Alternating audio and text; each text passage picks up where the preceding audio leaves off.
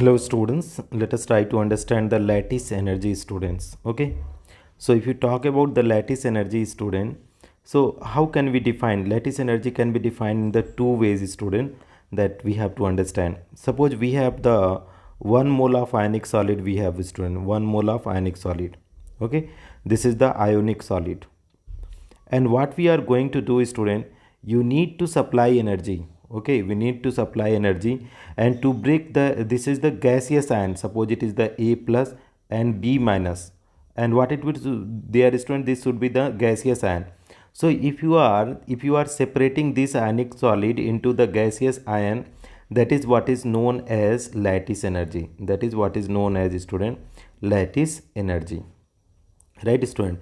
So lattice energy means that is the splitting of the ionic solid into the gaseous ion at infinite distance is known as lattice energy.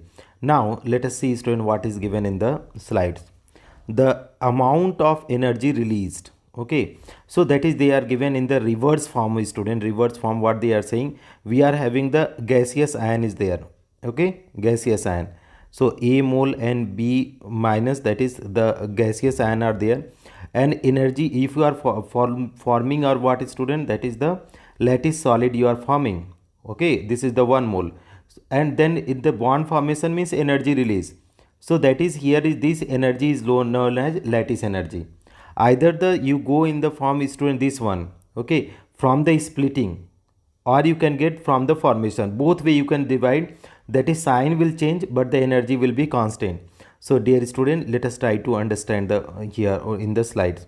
They are saying the amount of energy released when when the required number of oppositely charged gaseous ion present at infinite distance.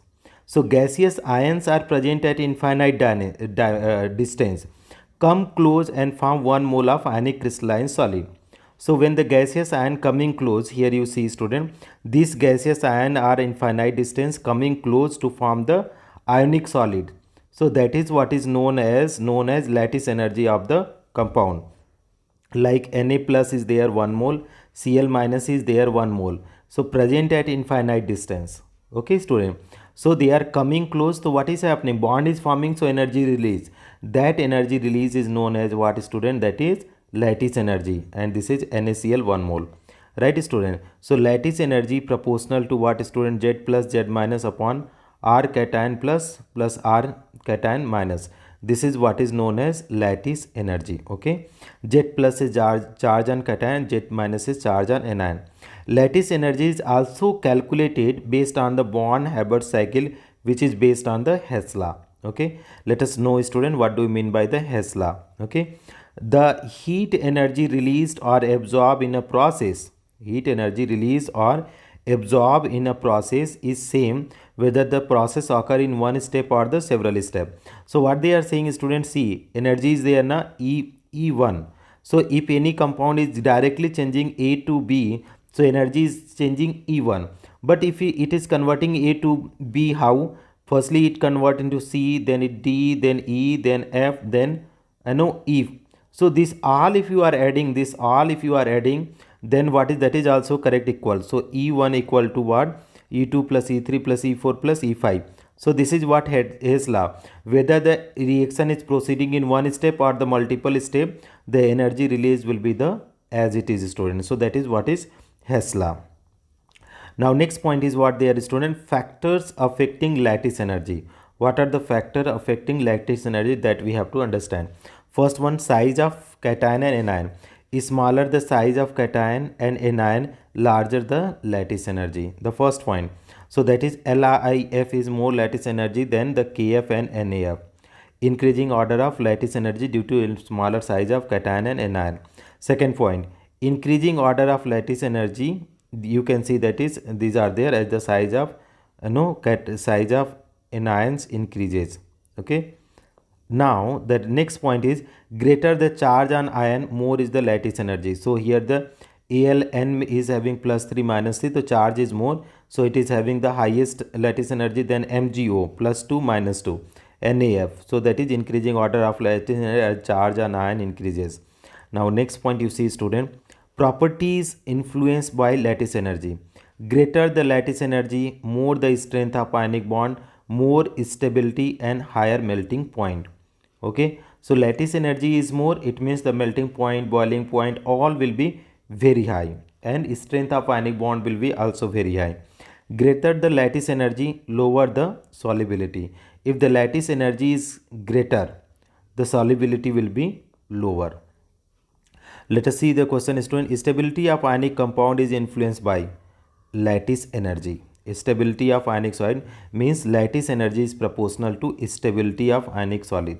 So stability of what, student? Ionic solid. So what we can say, student, that is if the lattice energy is high, so stability of ionic solid will be more. So lattice energy proportional to strength of ionic bond, and next one is stability of ionic compound. Next point, let's see, student, which of the following is not ionic compound? So AlCl3 is not ionic compound. Why? Because the cation is having, that is, +3 charge and a smaller size. So that is, according to apply Fajan rule, a smaller cation more covalent, more charge on cation more covalent, larger anion more covalent.